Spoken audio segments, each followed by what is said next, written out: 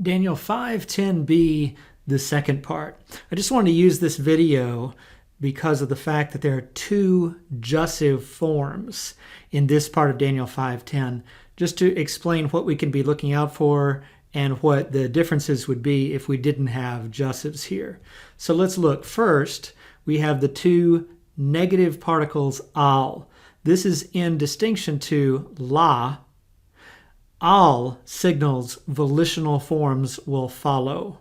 So there's going to be, in this case, jussives that follow, just like in biblical Hebrew. Now, Daniel 4:16 has a similar expression, so let's compare. In Daniel 5:10, we have, "Let not your thoughts disturb you." Well, in Daniel 4:16, it was the dream and its interpretation, "Let it not disturb you." So a very similar form of the jussive there. The only difference is you can see the shurik vav in Daniel 5:10. That's because it's a plural rather than a singular, as in Daniel 4:16. But now let's compare with Daniel 5:6. "And his thoughts disturbed him." We have two of those third-person masculine singular suffixes, one on each word.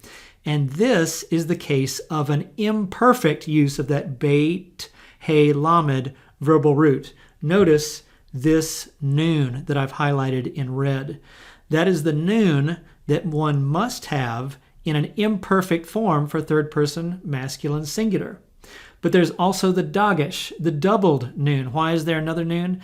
That's because when imperfects add suffix pronouns, there must be an energic noon. And as we can see in Daniel 5:10, there is neither noon in this form of the beit hey lamed verbal root. So definitely a jussive, which of course was signaled with the use of that negative particle. And lastly, this hit pa'al, we notice that this form also lacks a final noon.